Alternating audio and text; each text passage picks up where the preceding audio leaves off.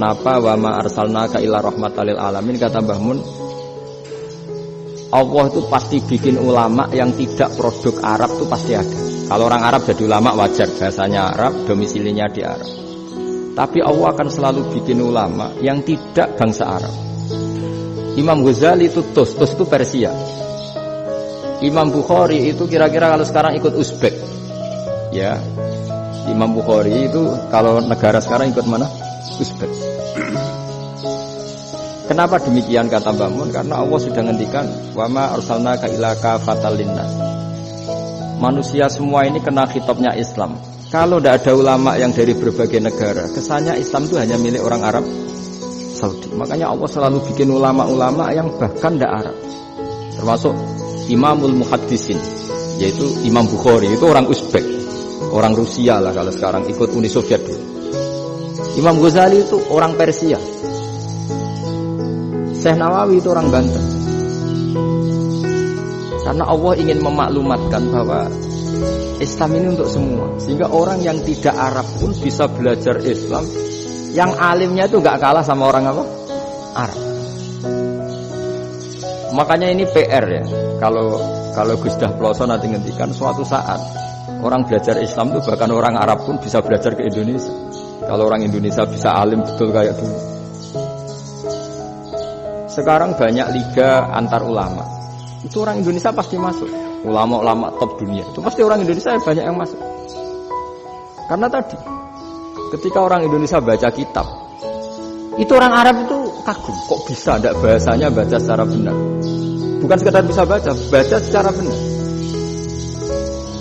Karena memang dilatih sedemikian rupa di pondok-pondok. Makanya kita semua lah yang alim di Indonesia itu kemana-mana yang pasti alim. Dulu putra Mbah Mun namanya Gus Yofur itu tahun pertama ya sudah the best di tahun pertama. Kalau tahun pertama the bestnya ilmunya bawaan dari sarang, dari keluarganya. Gus Najim mondok di Said Muhammad tahun pertama sudah dipuji sebagai yang teralim karena ya sanggup. Kalau dipujinya tahun ketiga, tahun keempat kan mungkin dapat dari sana. Ini tahun pertama. Saya ulang lagi tahun pertama. Karena pengajaran di Indonesia itu luar biasa di pondok-pondok. Makanya kalau dalam anekdot pondok itu cerita-cerita lucu itu. Ada orang Jakarta ngaji, setelah di kelas itu pelengahan terus. Melihat jendela, lihat pintu terus. Lama-lama gurunya marah. Kamu diajarin kok enggak punya sopan, melihat pintu terus enggak memperhatikan guru ya. Anak Betawinya jawabnya lucu. Habis Pak Guru bohong ya. Kenapa ya? Kamu Pak Guru bilang Ja'a Zaidun, Zaid datang. Tak lihat enggak ada yang datang. Setelah itu contoh nasab kan Ra'aitu Zaidan, saya melihat Zaid. Saya enggak melihat Zaid. Contoh ketiga yang jer kan Marartu bi Zaidin, saya berjalan ketemu Zaid. Pak Guru diam di situ enggak jalan-jalan. Jadi saking detailnya Indonesia biar jari. Kalau rofa Ja'a Zaidun, kalau nasab Ra'aitu Zaidan, kalau jar Marartu bi Zaidin. Nah si murid Betawi ini karena pertama sekolah, ngiranya gurunya itu cerita Zaid datang, makanya dia lihat pintu terus. Mana katanya datang kok enggak datang-datang. Nah dengan latihan seperti itu, kemungkinan orang Indonesia salah itu kecil karena memang dilatih betul. Saya ulang lagi karena memang dilatih betul. Sehingga ketika orang Indonesia ini yang cerita seorang wartawan. Ini kisah nyata. Kali ini tidak anekdot, kisah nyata. Ada wartawan internasional meliput Ramlah itu di Gaza, di Palestina. Wartawan Indonesia ini hanya bisa bahasa Inggris. Dijak ngomong bahasa Arab. Terus dia bilang saya tidak bisa. Saya tidak bisa. Saya bisanya ngomong Inggris. Tapi apa yang terjadi setelah sholat?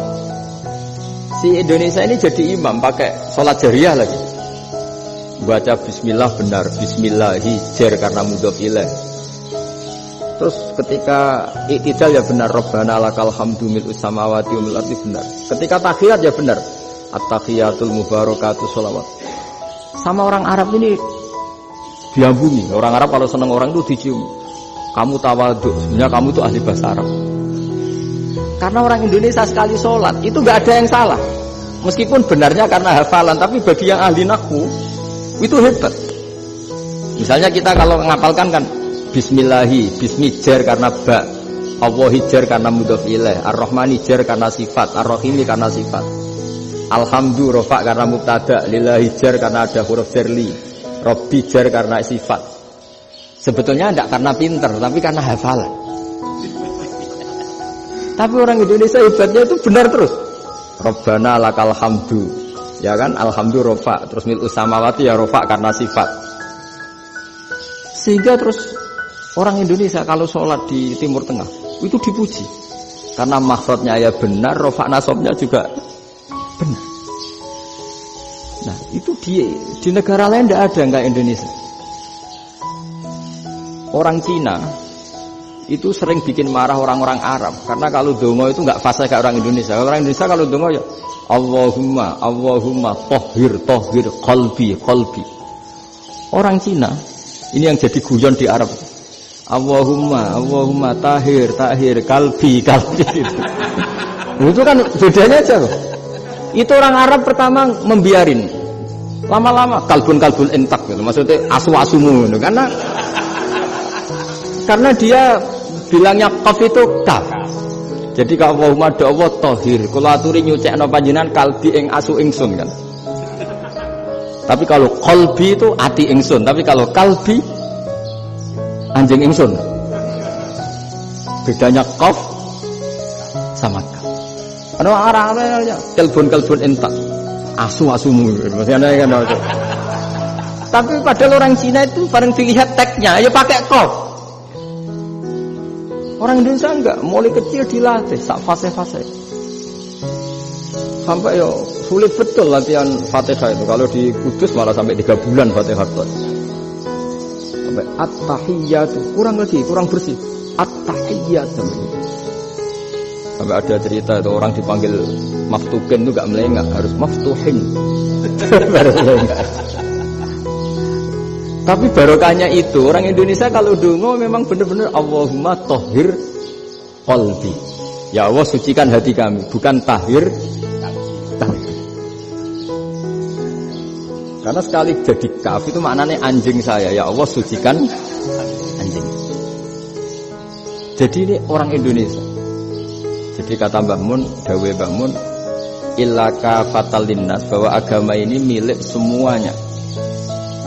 Itu diantara bukti Allah menghendaki atau mendesain Islam seperti ini, orang yang belajar di Indonesia itu pengetahuannya Islam, pengetahuannya tentang Islam itu tidak kalah sama yang belajar di Al-Azhar, sama yang belajar di Arab Saudi. Makanya ini PR-nya UMM, PR-nya IAIN, PR-nya UIN. Bisa enggak sealim mereka dalam bahasa Arab? Nah, bahasa Arabnya man anta ana zaidun. Jangan sampai, karena kita di sana ini kadang dibully. Orang Arab itu kalau bully kita, sampai tak kasih cerita, itu ngawurnya Masya Allah. Kata dia, ada anak orang Indonesia haji. Si anaknya orang Indonesia yang dijotos sama anaknya orang Arab, dijotos, dipukul. Sehingga cerita terus si orang Indonesia nggak terima, anaknya yang orang Arab dipukul, yang balas bapaknya. Orang Arab tanya, lima ada dorobta ibni, kenapa kamu mukul anak saya? Itu orang Indonesia bahasa, wah aku dibalas. Jadi hanya bilang gitu. Arya, anak saya dihadai maka tak ada. Arabnya gitu. Anak saya dipukul maka saya balas mukul. Itu orang Arab mantuk-mantuk, oh gitu. Paham? Suatu saat ada orang Indonesia itu sama orang Arab itu dilus-lus itu ya digini-giniin. Karena dia latihan bahasa Indonesia, latihan bahasa Arabnya itu masih mufrodat. Jadi kalau mengartikan yadun itu tangan, saro itu jalan. Jadi kalau jalan ya saro-saro. Roksun itu kepala. Ana itu ingsun. Jadi karena dia nggak ngerti penggunaannya. Itu bahasa Arabnya itu yadun anta. Jadi bukan yaduka tapi yadun anta. Berarti tangan kamu. Saro-saro itu jalan-jalan. Ala roksi anak yang atas sirah ingsun. Jadi mestinya yang benar kan yaduka saro ala roksi atau gitu. Tapi enggak dipotong-potong. Yadun tangan kan, anta kamu. Berarti tangan kamu. Saro-saro jalan-jalan. Roksun itu sirah, anak ingsun. Jadi di atas kepala saya. Orang Arab tertawa-tawa. Tapi paham? Maksudnya seperti itu. Jadi kita ini dibully di Arab itu Masya Allah. Jadi akhirnya lahirlah ulama-ulama tadi yang saya sebut tadi. Bahkan pernah lama sekali ulama Indonesia itu jadi master di Arab Saudi. Yaitu Senawi Banten. Itu kalau orang sana bilang itu Sayyidu Ulama Il-Hijaz. Top-topnya ulama Mekah Madinah. Padahal beliau orang Indonesia. Dan dimakamkan di Ma'la itu dekat makamnya Sayyidah Khadijah. Karena sangat dihormati. Nah, di antara sebab dihormati adalah ketika orang memahami syahid, maknanya pokoknya maktulal kafir. Syahid itu adalah orang yang kalau perang itu mati di medan perang. Itu Imam Nawawi merinci secara detail. Kalau dia perang supaya tujuannya mati syahid cepat ke surga, berarti dia nuruti hadzun nafsi, ingin cepat ke surga. Tapi dia lupa bahwa dia dengan terbunuh pasukan Islam berkurang kekuatan. Maka syarat perang yang benar adalah ya ingin menang. Di mana-mana perang ya lillahi kalimatillah, supaya kalimat Allah itu menang, jangan ingin kalah. Soal dia mati takdir, tapi jangan ingin mati. Wah, itu terus dikagumi. Ternyata memang oh iya ya, kalau pasukan Islam 10, kafir 10, kita ingin syahid, berarti ya kalau orang ingin syahid kan terus mungkin perangnya ada hati-hati, main ngawur saja terus kalah mati. Kalon 1 kan, terkurangi 1 kan. Nah kalau semuanya 10 punya niat gitu, nah itu Syekh Nawawi. Syekh Nawawi itu orang yang begitu gampang nerangkan Quran. Bahkan ketika orang Arab kesulitan ngartikan famathaluhu kamathalil kalbi in tahmil alaihi yalhas aw tatrubuna yalhas. Orang Tomak itu ibarat kayak anjing. Anjing itu kamu kasih makan ya tetap melet, menjulur-julurkan lidahnya, kamu ndak ya ndak. Imam Nawawi ditanya, "Ma wajusibbi?" Lalu wajah tasbihnya di mana? Beliau menjawab, "Fit Tomak."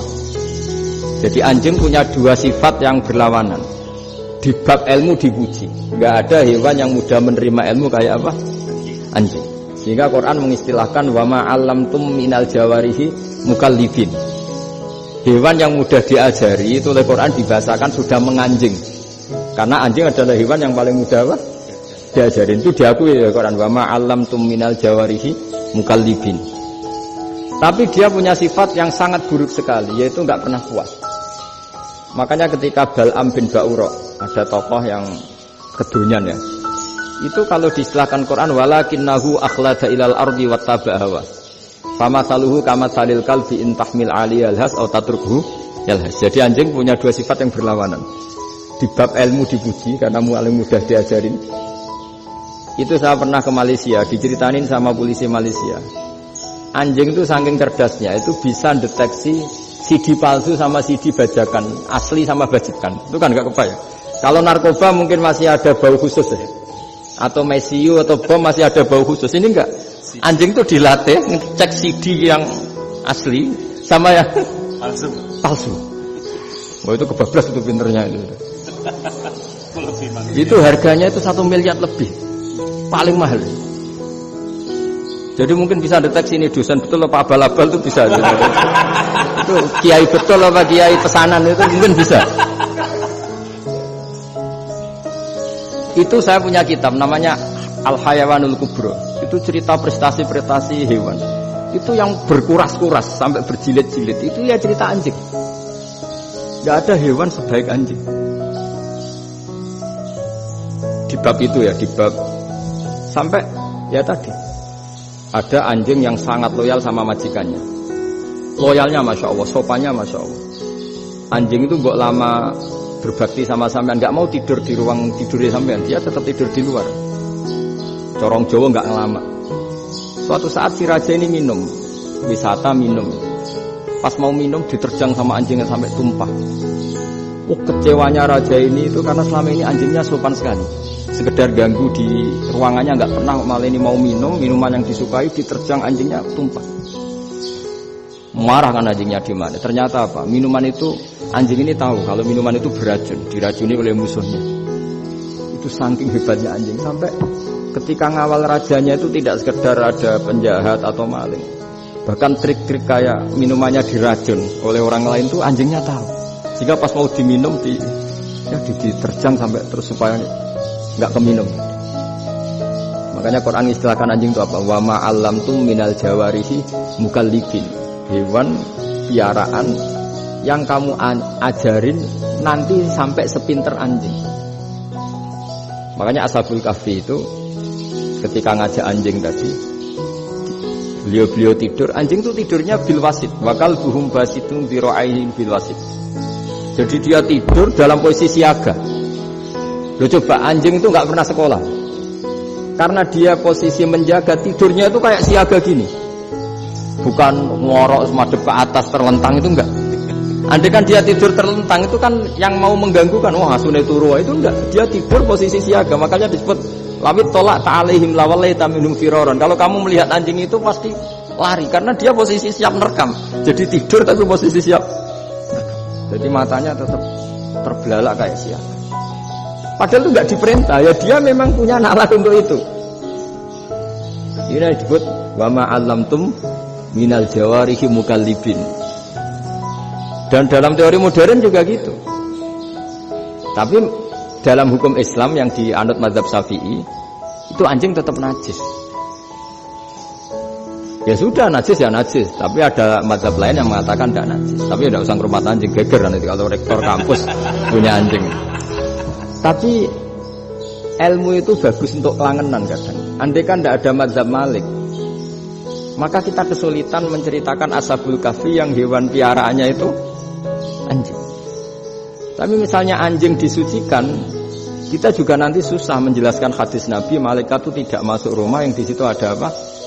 Anjing. Maka ilmu itu, makanya kata Imam Sa'roni, sebagian ilmu itu memang kelangenan, tapi nggak boleh jadi praktek. Tapi harus ada. Misalnya begini, contoh paling gampang. Api dalam mazhab Syafi'i kan alat pensuci hanya dua, air dan tanah. Ya saya ulang lagi, air dan tanah, yaitu tanah untuk mensucikan najis anjing. Imam Abu Hanifah menambahkan api. Mazhab Syafi'i itu agak kesulitan ketika ada batu bata dibikin dari tanah-tanah yang bercampur kotoran. Mazhab Syafi'i akan kesulitan karena di situ ada najis yang jadi materinya bata. Hukumnya gimana kalau nanti dipakai masjid? Tapi barokahnya ada beberapa mazhab. Abu Hanifah mengatakan dan api. Jadi apa tadi, air, tanah, api. Alasannya masuk akal. Ketika usatul mukminin, orang-orang mukmin yang ahli maksiat itu sebelum masuk surga, kalau dia dosanya banyak itu dibakar dulu supaya suci. Emas itu untuk memisahkan dengan materi lain juga harus dibakar. Berarti api termasuk alat. Artinya gini, batu bata yang materinya dari tadi najis sekalipun, ini menjadi suci karena ngalami pembakaran. Tapi kata Imam Sa'roni, ilmu ini hanya sebagai ilmu. Jangan sampai kalau kamu mau wudu gak ada air terus membakar diri, lah ini ribet kan.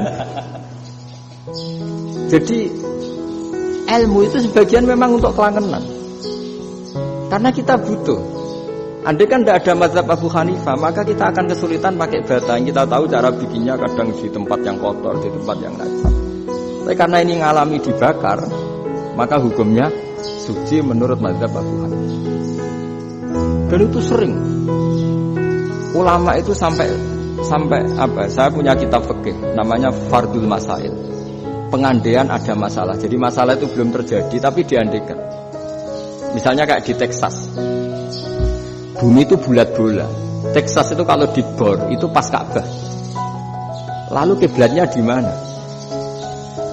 Bumi ini kan hanya rubuk-rubuk seperempat, yang ada arah itu seperempat. Tapi kalau Ka'bah itu sama Texas atau Texas dengan Ka'bah itu lalu kiblatnya mana?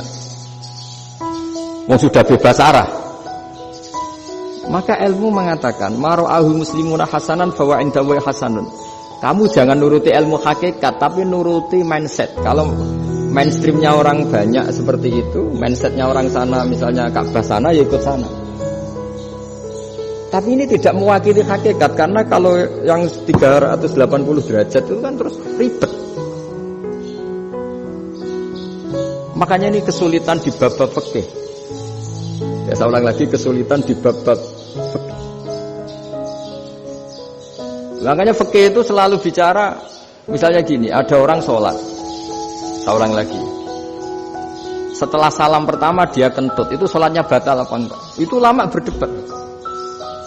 Yang dikatakan rukun sholat itu salam pertama, sehingga orang kalau sudah salam pertama, maka sudah keluar dari sholat. Maka kalau kentut enggak apa-apa, wong yang keluar dari sholat itu salam pertama. Tapi lalu pertanyaannya, kenapa Nabi salam 2 kali? Lalu yang kedua gunanya apa? Ribet kan, partai ini kalah pasti kalau ditanya gitu. Tapi kalau ditanya dibalik, sholat itu satu ibadah yang dimulai dengan takbir, yang diakhiri dengan salam. Berarti salam pertama itu pengakhir apa nunggu salam kedua? Pertama, di semua ulama bilang salam pertama. Kalau salam pertama sudah pengakhir, berarti pembatalan setelah itu nggak punya efek, nggak punya akibat. Itu kan ribet. Debat fikih itu memang ribet. Fikih itu memang senam otak karena pertanyaannya mirip-mirip seperti itu. Nah, sampean milih mana? Milih salam pertama apa salam kedua? Pasti ulama milih salam pertama. Jadi anehnya fikih itu di situ. Misalnya orang mati, takbir itu berapa kali? 4 kali. Andai kan takbir 5 kali itu batal apa enggak? Satu ulama mengatakan 5 kali itu batal. Karena rukunnya sholat jenazah itu takbir 4 kali. Berhubung ini rukun, kalau nambahi ke 5 berarti menambahkan rukun. Kayak kamu sholat rukuk 2 kali kan batal. Sujud 3 kali batal karena menambahkan apa? Rukun. Berarti kalau takbir 5 kali batal. Tapi pertanyaannya, takbir itu adalah wiridan biasa, sehingga kalau ditambahkan nggak punya akibat batal. Jadi perdebatan ulama itu kadang ya lucu. Kayak kemarin Pak Haris pas pertama bertamu ke sini mau ngundang saya, tak ceritain. Dulu sholat jenazah itu pasti mayat di depan. Karena lazimnya sholat jenazah itu mayat di depan. Tapi mulai dulu ulama sudah berpendapat, andai kan jenazahnya di belakang pun tetap sah. Fa'innal janazah laisat bi imamin. Karena jenazah itu tidak imam. Kenapa harus di depan? Oh, tidak imam kok harus di depan. Itu mulai dulu. Sehingga ketika Arab Saudi pernah mengalami tragedi, ada orang yang dibungkus kayak mayit, ternyata senjata. Setelah di dekat Ka'bah dipakai. Dulu tragedi tahun berapa itu? Pokoknya pernah ada tragedi itu. Semenjak itu Arab Saudi kalau ada orang mati tetap di kamar mayit, terus ada sholat jenazah. Padahal mayitnya di belakang yang jamaah. Jadi meskipun kita tidak akan bikin ajaran baru jenazah di belakang, ya tidak keren, kasihan kan. Tetap biasanya di depan ya di depan. Tapi meskipun jenazah ini di depan, kita tetap berpendapat andai kan di belakang tetap sah, tapi nggak usah dipraktekkan. Nah, pentingnya ilmu ini begini. Saya misalnya di Rembang, boleh nggak nyolati ghaib jenazah yang di Surabaya? Boleh kan?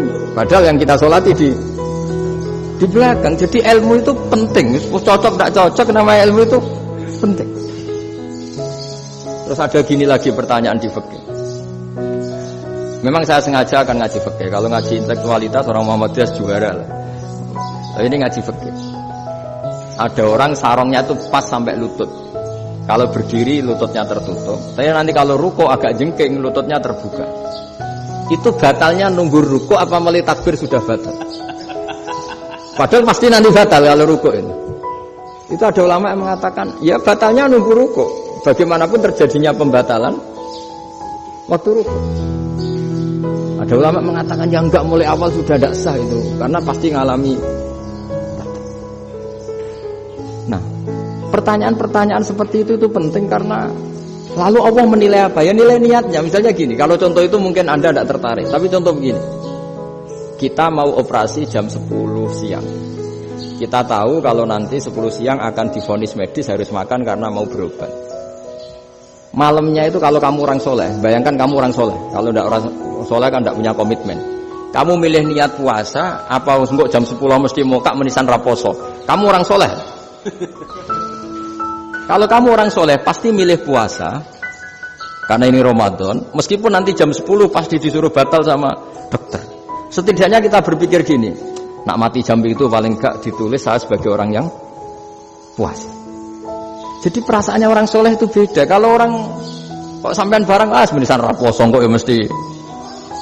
Sampai tidak pernah berpikir bahwa puasa mulai fajar sampai jam 10 itu luar biasa. Bisa saja kita mati jam 7, bisa saja mati jam 6. Kan ditulis Allah sebagai orang yang berkomitmen terhadap puasa. Terus ada kemungkinan kecil, adalah jam 10 itu dokternya sakit atau nggak jadi ke sana. Berarti kamu kan nggak jadi buka. Kan ya mungkin juga. Sama yang tadi. Delalah sebelum ruko ono wong sing nyarongi sampean. Sehingga sholatnya normal. Kamu tidak menemukan pakaian yang pas, jebule pas setelah ruko, mau ruko, ono wong kata, wah sholatnya kira bener disarongi. Itu agama. Jadi agama itu dimulai dari mana coba? Dimulai dari niat, dari komitmen. Nah sekarang kelirunya kenapa ada garis keras? Agama itu dimulai dari keinginan ideal. Itu yang mulai itu ada orang-orang garis keras. Agama ini enggak, agama ini dimulai dari niat. Sampai ada kaidah agama la yudroku kullu, la yudroku kullu. Kalau tidak bisa ideal jangan ditinggalkan sama sekali. Tapi orang enggak, sekarang bayangkan Islam itu ideal. Pemimpinnya ya soleh, masyarakatnya soleh, enggak ada maksiat, enggak ada apa. Dan apa ilmu? Kalau secara ilmu mulai dulu ya ada orang dolim, ada orang soleh. Nabi kurang baiknya. Di angkatan itu ya ada orang munafik. Sehingga ulama itu sudah berpendapat ideal itu piye? Zaman Nabi saja ada orang apa? Munafik. Itu ilmu. Kalau nuruti kelangenan inginnya dunia ya steril, enggak ada maksiat, enggak ada. Dan agama itu diciptakan Allah itu memang unik. Calon Nabi misalnya, Nabi Musa itu sing rumat Fir'aun. Ketika Nabi Muhammad lahir sing ribet manitia ini Abu Lahab. Ora dosen UMF. Coba. Karena Allah ingin memaklumatkan ke kita bahwa agama ini akan hidup di kondisi apapun. Asia, istrinya Fir'aun itu termasuk mukminah yang dipuji Quran. Padahal dia bukan istrinya pengurus NU atau pengurus Muhammadiyah, istrinya Fir'aun. Tapi itu pelajaran bagi kita bahwa orang-orang baik itu tidak harus di lingkungan yang baik. Masjid paling makmur itu kadang di dunia mungkin ya jangan bakas Mekah Madinah itu karuan. Mungkin di antara masjid yang makmur justru yang di Kanada, di Amerika mungkin. Karena merasa minoritas itu perpustakaannya ada, kajiannya ada. Tapi banyak masjid di daerah pesantren yang malah sepi. Karena kiainya tahu jamaah di masjid itu wajib. Itu ada daerah pesantren, saya ulang lagi ada daerah pesantren. Didikon pengajian, monggo nekani pengajian, maca selawat ning omahe ganjaran padha wae. Ribet kan? Mau dibantah itu benar. Mau dibiarin merusak tatanan. Jadi saya mohon sekali ya, jadi ilmu itu diperbandingkan supaya perbedaan-perbedaan itu biasa. Dulu Imam Malik itu punya murid namanya Imam Syafi'i. Itu dalam banyak hal. Itu perbedaannya tajam sekali. Ya saya ulang lagi, dalam banyak hal itu perbedaannya tajam sekali. Misalnya begini. Ini terakhir percontohan saya fikih, nanti dikaji sendiri. Ada seorang A'rabi, Ja'a A'rabiyun. Ini di hadis sahih diulang-ulang di semua Al-Kutubus Sittah ada peristiwa ini. Ja'a A'rabiyun ila Rasulillah sallallahu alaihi wasallam faqala ya Rasulullah ahlaktu. Qala wa ma ahlakaka? Qala wa qatu imraati fi nahari Ramadan. Ya Rasulullah, saya ini orang yang rusak. Kenapa? Saya ini hubungan intim sama istri saya ketika masih siang Ramadan. Singkat cerita orang ini dihukum berat sama Nabi. Hukumannya adalah karena dia membatalkan puasa ketika dengan hubungan intim. Sama Nabi dihukum, kamu harus merdekakan budak. Wah, tidak mampu ya Rasulullah, saya tidak punya budak. Jadi ini bukti bahwa agama ini sangat sosial sehingga sebagian kafaroh harus memerdekakan budak. Kamu kalau gitu puasa 2 bulan. Yang baru puasa 2 hari aja kecelakaan malah disuruh puasa 2 bulan. Ya sudah kamu ngasih makan 60 orang miskin. Saya ini orang paling miskin. Kok jadi sudah miskin agak hiper lah orangnya. Poso-poso kok gitu. Itu kata ulama kalau orang Jawa gak mungkin makanannya tempe mendoan, gak mungkin itu. Di Jawa itu nggak mungkin lah ada orang batal puasa karena hubungan intim. Ada istrinya nggak cantik, cerewet, sang lanang mangane mendoan. Itu tidak mungkin, kecelakaan itu tidak mungkin. Tidak mungkin itu. Tapi kalau Arab mungkin karena makanannya daging. Singkat cerita, terus pertanyaannya gini. Kalau batal biasa itu kan bayarnya puasa 1 hari. Kalau batal, tapi kalau batal pakai hubungan intim, pakai jima kalau dalam bahasa fikih, itu kafarohnya berat, yaitu merdekakan budak atau puasa 2 bulan berturut-turut. Pertanyaannya gini, jima istri itu boleh loh tidak zina. Seorang jima istri itu boleh loh tidak zina. Itu kan hukumannya berat. Nah terus Imam Malik berpikir kalau gitu tidak harus jima dong. Poso-poso, ora ana uzur, ora ana apa terus nyate. Sesuk mangan bakso. Tanpa ada alasan syar'i.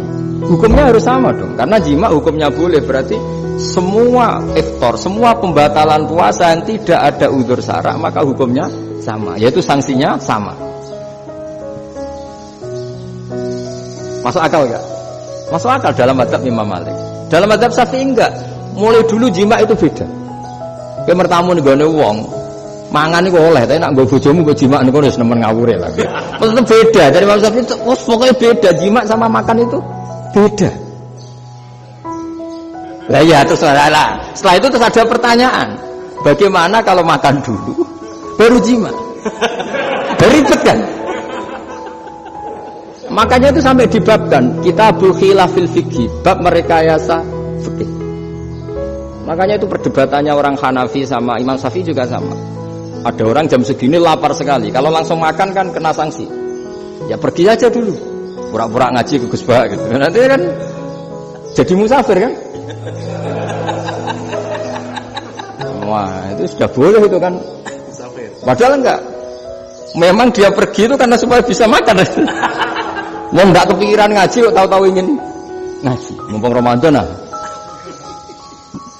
Nah makanya dibabkan. Apakah boleh merekayasa fikih?